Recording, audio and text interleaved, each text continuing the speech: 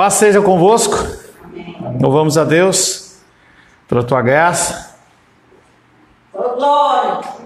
Ele orou por você, cara, pra você chegar. Louvamos ao Senhor pela sua graça, pelo seu amor, pela presença dele nas nossas vidas. Pedimos que Deus nos abençoe. Mais uma ovelha que chegou através da oração do André, entendeu? Louvamos a Deus pela força do Espírito através da oração do André, na vida da Esther.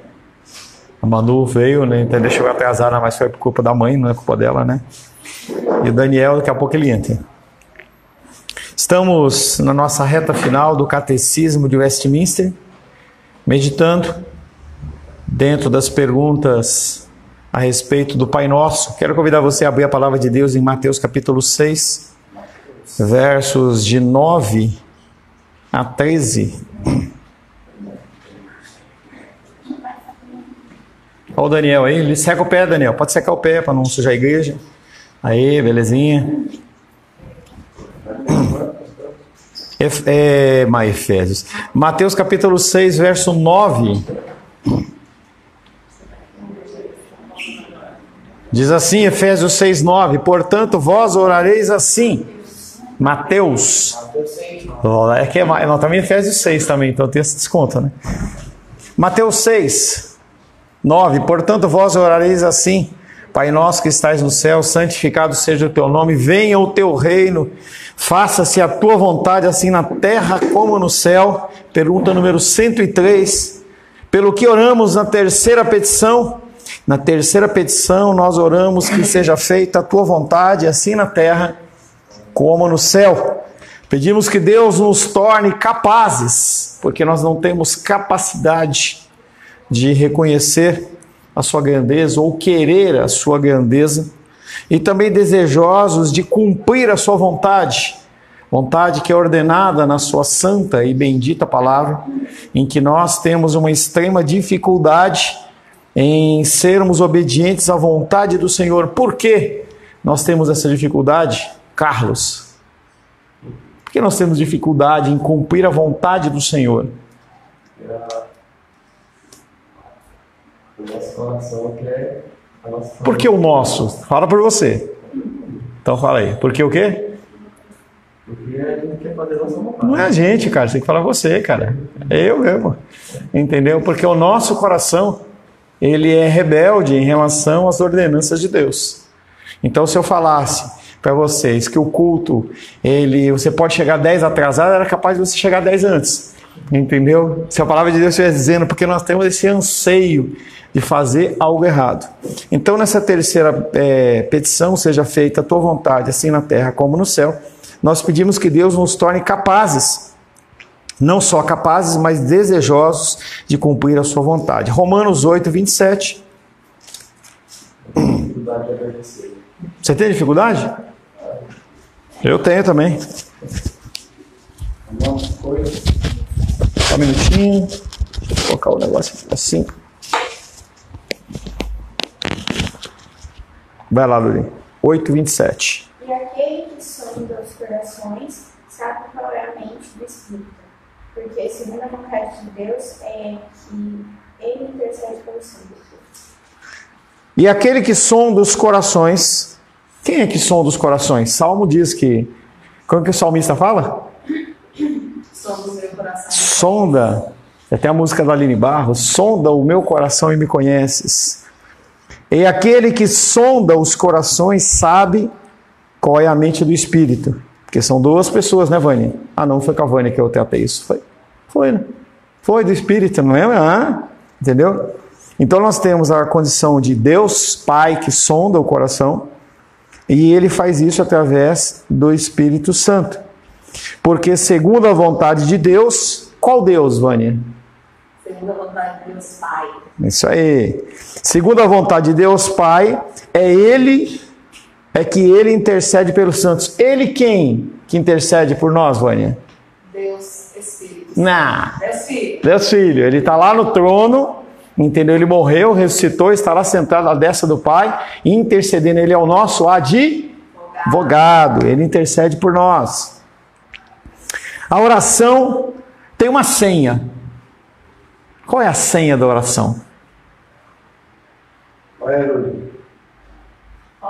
Obediência. Obediência. Por que a senha da oração é obediência? Porque Ele ordena. O Senhor, Ele nos ordena que nós estejamos orando a todo tempo. Orar é comunicar-nos com Deus, é termos comunhão com o Senhor.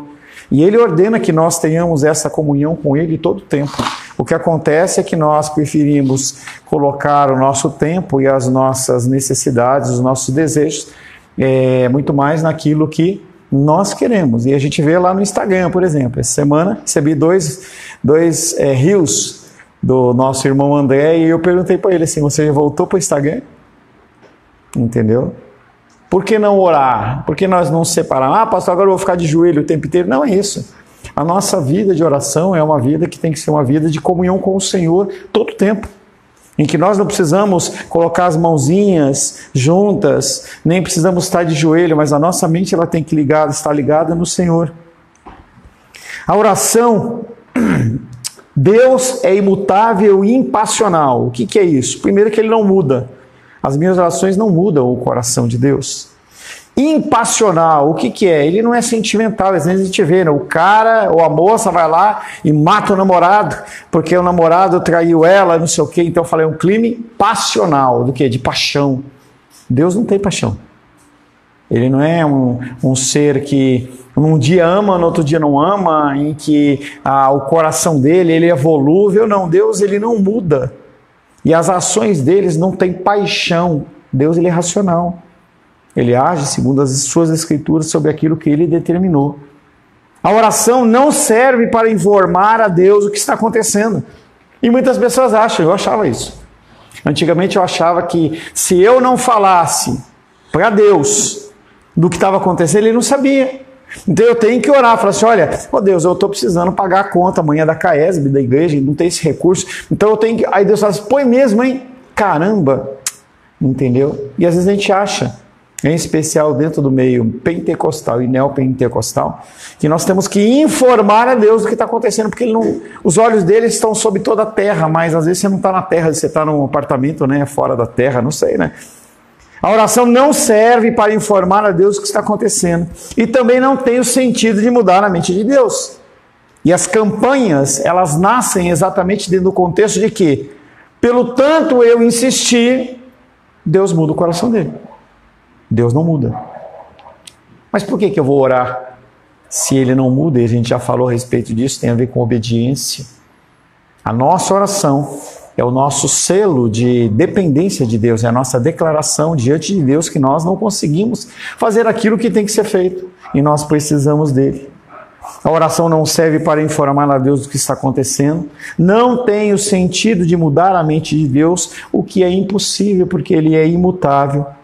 Pois mesmo Jesus ora para que seja feita a vontade de Deus Pai, não dele. Lucas 22, 42. Daniel.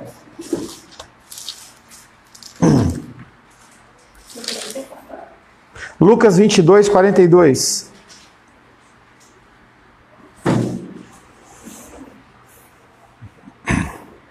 Dizendo, Pai, se queres passar de mim, estes caras, contudo, não faça a vontade e sem a tua. De novo, eu não escutou não. Fala.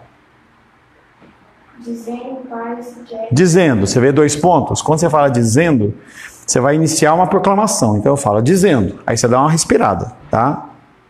Pai, se queres passar de mim, se queres, ó a vírgula aí, tá vendo a vírgula? Quando você tem a vírgula também é uma pausa. Ele fala, Pai. Quando você está conversando com a sua mãe ou conversando com alguém, você não fala direto. Eu quero uma calda de chocolate com arroz e feijão, não. Você fala, Pai, se queres, passa de mim esse cálice. Contudo, não se faça a minha vontade, e sim a sua. Vai lá, devagar, hein? Cada vez que você vê um pontinho ou uma vírgula, uma coisa, você dá uma paradinha. Vai lá.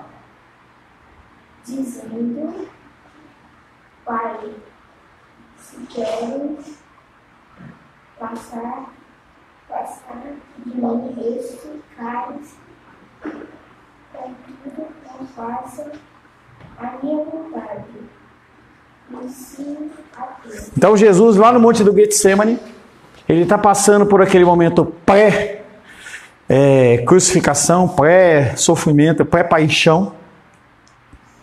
E aí ele ora ao Senhor e fala: Senhor, se queres, se já foi necessário, já cumpriu o seu papel? Já fez? Será que não é possível? Se queres, seja feita, me livre desse cálice. Mas se não, que seja feita a tua vontade, que tem que ser as nossas orações. Nós apresentamos o nosso desejo, mas nos submetemos à vontade do Senhor. Isso acontece muito diante de enfermidades. A pessoa está enferma, está com a enfermidade, e aí nós oramos. Muitas vezes nós oramos apenas que seja feita a nossa vontade. Lavar o rosto aí, dá uma lavada, põe a cabeça na água. Nós oramos para que seja curado, para que a enfermidade ela suma. Mas nós não colocamos diante do Senhor que seja feita a vontade do Senhor. E às vezes a gente está fazendo uma oração extremamente egoísta. Porque a pessoa que está ali no leito, ela está morrendo, está sofrendo, está sentindo dor. E a gente quer segurar de qualquer maneira. Não que isso seja possível. Mas isso demonstra o nosso coração. Soberania de Deus. A soberania de Deus se expressa em sua vontade. E aqueles que já fizeram o discipulado sabem que tem a vontade permissiva e a vontade diretiva de Deus. A vontade diretiva basicamente tem a ver com a salvação. E a permissiva é algo que não afeta a salvação, são as nossas decisões do dia a dia. A soberania de Deus se expressa em sua vontade. A vontade de Deus é a razão de todas as coisas, então nada acontece fora da vontade de Deus. Poxa, mesmo uma condição que é uma aberração, um assassinato, uma guerra, um estupro, as pessoas que passam por traumas desse tipo têm dificuldade de reconhecer Deus como Senhor e Salvador, porque vem aquela clássica pergunta: aonde estava Deus quando eu passei por isso ou passei por aquilo outro? A soberania de Deus se expressa em sua vontade. A vontade de Deus é a razão primária de todas as coisas, mesmo que a minha mente ela não entenda. Todas as coisas que foram criadas unicamente para a glória de Deus. Mesmo a criação do mal, mesmo a criação de Satanás, que antes era Lúcifer, mesmo a criação de pessoas que fazem a aberração aí neste mundo, eles foram criados para a glória de Deus, mesmo que a minha mente, que é limitada, ela não entenda. A maior dificuldade que nós como cristãos temos é de reconhecer a ação de Deus quando uma grande desgraça acontece nas nossas vidas. Uma guerra, né? Nós não temos noção do que é uma coisa como essa. Em você não ter um trabalho para você ir, porque o teu trabalho foi destruído, caiu uma bomba lá e acabou, não tem o que fazer. E aí eu vejo, a gente estava vendo uma série lá, de um pessoal lá em São Francisco, de Chinatown, e os caras com fome, assaltando a loja do outro para roubar uma batata. A gente não sabe o que é isso. A gente não tem noção do que é você chegar em casa e a tua casa não existe mais. Você não tem onde morar. Você ir para dormir numa escola, num colchão, e viver da doação do que as pessoas fazem, nós não temos noção disso. Mesmo essas situações, elas são situações que partem da vontade de Deus. Apocalipse 4:11.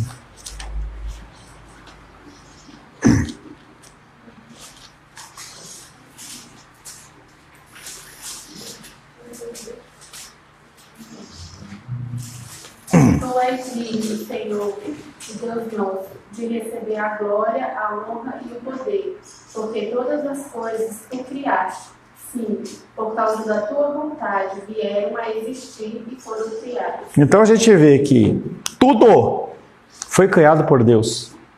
Tudo foi criado por Deus. E aí, quem escreveu João? Quem escreveu Apocalipse? João. E aí João, dentro da sua visão, ele olha e fala assim: tu és digno, Senhor. E Deus nosso, de receber a glória, a honra e o poder. O que o que João está vendo em Apocalipse? É bênção? Ou é destruição? O que ele está vendo é o caos. Aquelas visões para pessoas menos espirituais talvez levassem essas pessoas à loucura. Você vê a figura de um dragão, você vê a figura da virgem lá com a criança nascendo, você vê a destruição, o cálice sendo derramado e as pessoas sendo consumidas na ira de Deus. É o que João está vendo. É o que ele está dando participação a João para que ele pudesse escrever. E ele responde: Tu és digno, Senhor, e Deus nosso, de receber a glória, a honra e o poder, porque todas as coisas, inclusive este momento que eu estou visualizando, inclusive a destruição de tudo, algo que Pedro fala que vai ser o mundo destruído por fogo, inclusive isso, todas as coisas foram criadas e por causa da sua vontade vieram a existir e foram criadas. Abacuque. Deixa eu nem lembro onde que tem, eu puxei de cabeça aqui. Não tem velho, velho é o diabo.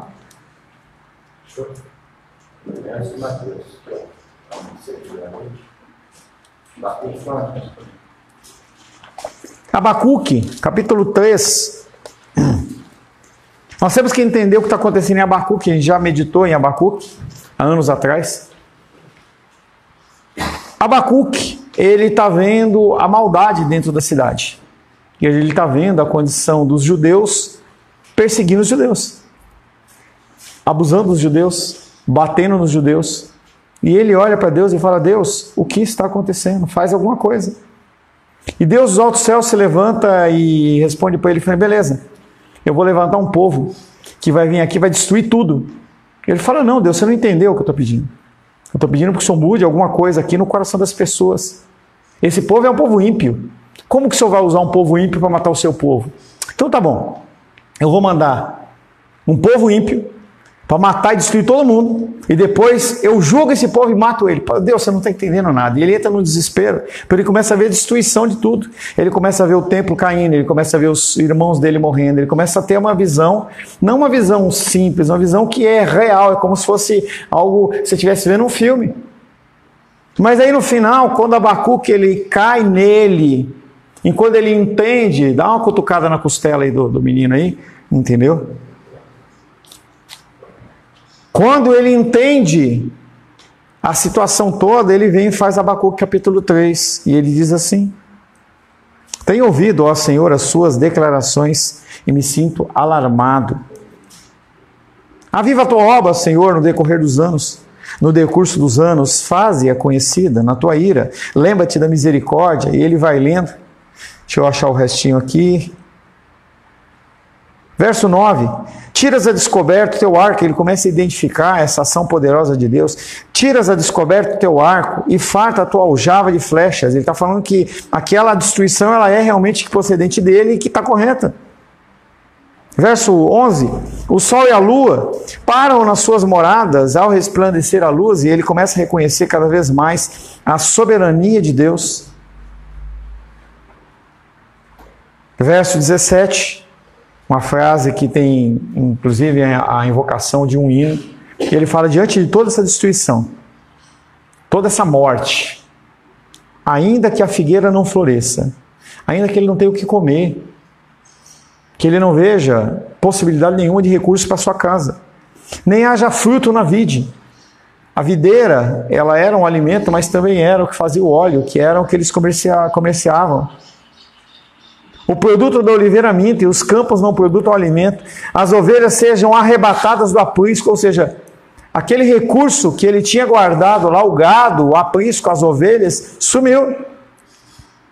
Todavia, eu me alegro no Senhor, e exulto no Deus da minha salvação. O Senhor Deus é a minha fortaleza, e faz os meus pés como o da corça, e me faz andar altaneiramente.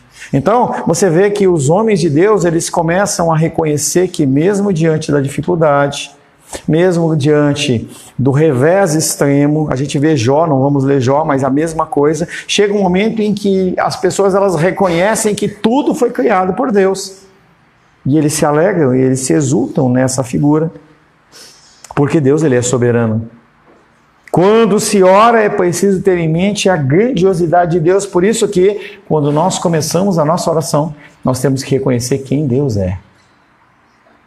Quando se ora, é preciso ter em mente a grandiosidade de Deus. Deus é Espírito. Isso significa que Ele é único, não há outro como Ele. Ele é imutável, Ele é eterno e as suas leis, elas não mudam, as suas normas não mudam. Quanto mais rápido você aprender quais são as leis e as normas de Deus, menos você vai sofrer. Ele é separado do universo material, Ele está no terceiro céu, mas mesmo assim Ele interage comigo e com você. Ele é um ser tanto biológico como espiritual, porque Jesus é 100% carne e 100% espírito. E Ele está acima dos céus e além de todas as coisas criadas. 1 Timóteo, capítulo 6, verso 16.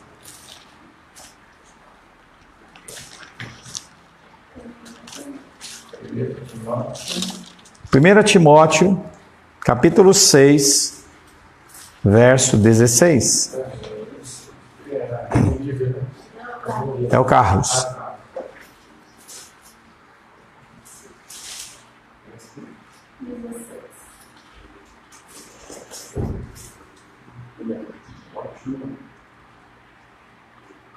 O único que possui a imortalidade, que habita em luz inacessível, a quem homem algum jamais viu e nem é capaz de ver. A ele, honra e poder eterno. Amém. Falta emoção, né, numa leitura dessa? Fala sério, hein? Parece que o Carlos está lendo uma receita de bolo. O que faz agora? Coloca um ovo, aí salpica não sei o que, entendeu? Ele é o único que possui imortalidade. Ele é aquele que habita em luz inacessível, a quem homem algum jamais viu, nem é capaz de ver. A Ele a honra e o poder eterno. Amém. O apóstolo Paulo está finalizando a sua carta a Timóteo, mostrando que todas as lutas que ele está passando foram permitidas pelo Senhor ou concedidas pelo Senhor. Mesmo assim, ele continua sendo grande, soberano, e esse Deus, Timóteo, ele deve continuar servindo ao Senhor. Falamos sobre a soberania de Deus, falemos um pouco também sobre a imutabilidade de Deus. Não existe nenhum ser que é imutável além de Deus. Então, hoje você olha no espelho, talvez amanhã você tenha uma ruguinha, amanhã nasce um cabelo branco ou cai um cabelo. Você pode estar um pouquinho mais gordinho, um pouquinho mais magrinho, mais dinheiro ou menos dinheiro, hein? Depende. Eu estou falando de gordinho, às vezes não, né? Tá? Então a gente vê a condição.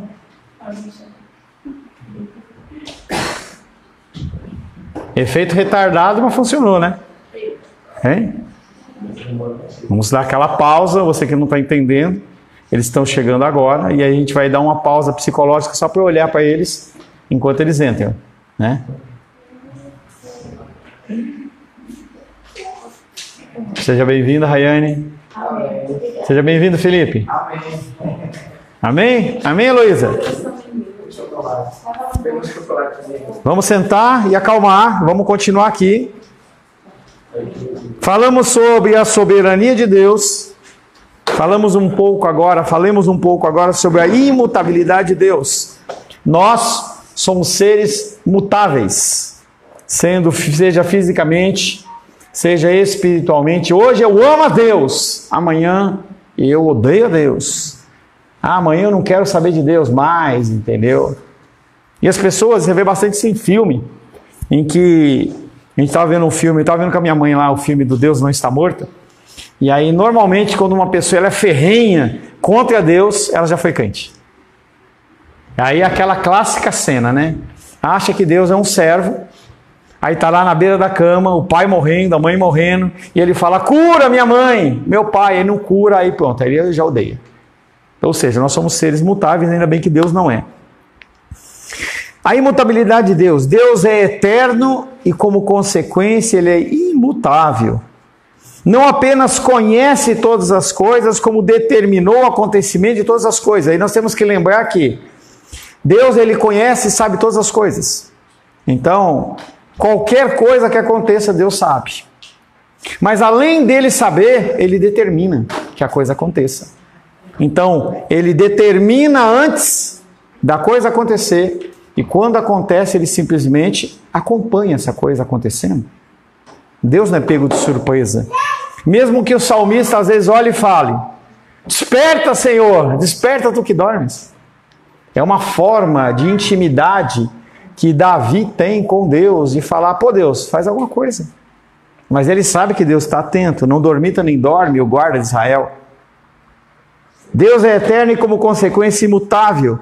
Ele não apenas conhece todas as coisas, como determinou o acontecimento de todas as coisas. Além de não mudar em seu ser ou os seus atributos, Deus é imutável em seus propósitos. Tudo que Deus faz no tempo foi determinado na eternidade. Ele não faz a coisa de bate-pronto. Então, os meus queridos aí tiveram aí no tempo do Dia da Mulher aí, pode ser que, oxa, apareceu um cliente extra, eu não tenho, eu vou ter que dar um jeito, faz aqui, aquele engorde, aumenta isso, faz aquilo, outro. Mas Deus não é pego de surpresa. Apesar das lutas, dificuldades que nós passemos, parece que Deus, Ele deu aquele cochilo, que nem o meu querido lá, né? Trabalhou à noite bastante? Encheu o bolso? Ficou rico, não? Opa, isso é bom. Entendeu? Tem uma passagem que diz assim: um homem, ele estava ganhando dinheiro, e aí ele chegou um dia e falou assim: eu vou querer ganhar mais dinheiro, vou trabalhar mais. E aí ele construiu grandes celeiros para ele, e ele encheu os grandes celeiros. E aí quando ele falou assim: agora eu vou aproveitar, o anjo da morte veio e falou assim: louco, amanhã você vai morrer. Será que vale a pena a gente investir o nosso tempo nas coisas temporais de tal maneira que a gente abra a mão das coisas espirituais? Será que vale a pena todo o recurso que você porventura tenha ganho em detrimento do ensinamento que pode fazer com que você tenha a vida eterna? Isso é uma coisa para você pensar. Além de não mudar em seus atributos, Deus é imutável em seus propósitos. Tudo que Deus faz no tempo já foi determinado na eternidade. Salmos 33, verso 11.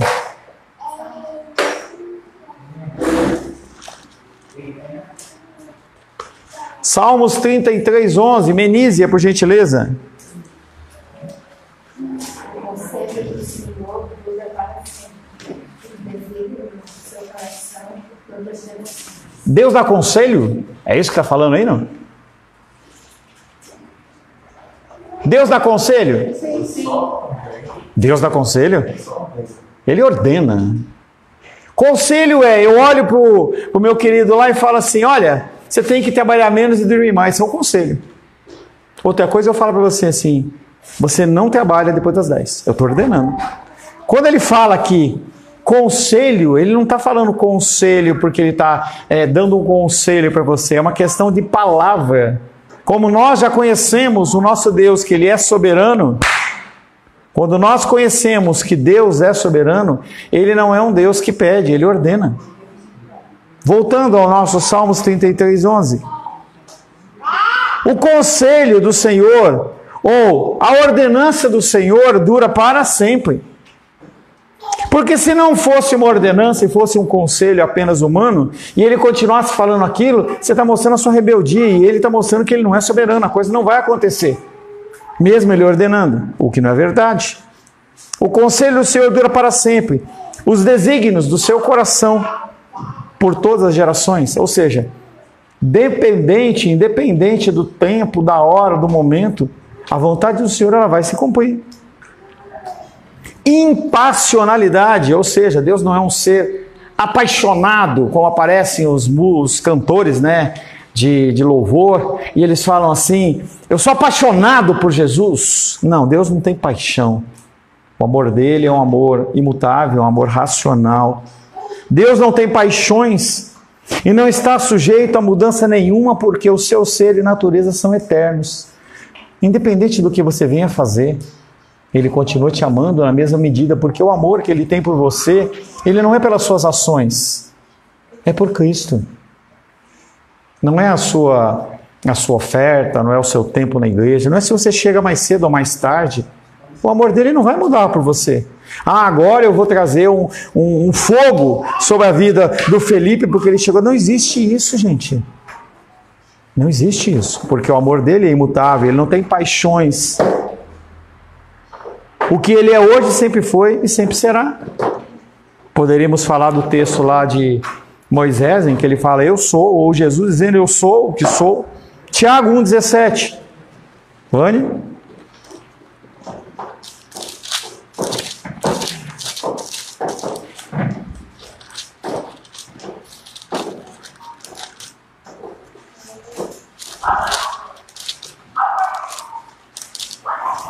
Tiago, capítulo 1, verso 17. Toda boa dádiva e todo dom perfeito vem do alto, descendo do Pai das luzes, em quem não há mudança e nem sombra de variação. Não tem nem a variação, nem a sombra dele, nem parece que. Esse Deus que ele vem falando, que toda boa dádiva, pô pastor, mas eu fiquei doente. Toda boa dádiva. Tudo procede dele e tem um propósito. Nem que seja para corrigir a minha alimentação, nem que seja para corrigir a minha falta de exercício físico, qualquer coisa. Deus ele nos ensina da maneira que ele quer, porque ele olha para mim e para você, ele sabe o que vai fazer efeito. Então pode ser que para o André ele age de uma maneira, para mim ele vai agir de uma maneira diferente, porque são pessoas diferentes. E ele age na medida que for necessário. A imutabilidade de Deus não deve ser vista como imobilidade, que é o que muitas pessoas pensam. Como ele não muda, então ele não está nem aí. Ele não faz nada, ele está parado. Não está nem aí. Deus está constantemente em ação e se revela às suas criaturas de formas diversas ao longo da história. Quando Jesus ele trabalhava no sábado, o que os fariseus falavam com ele?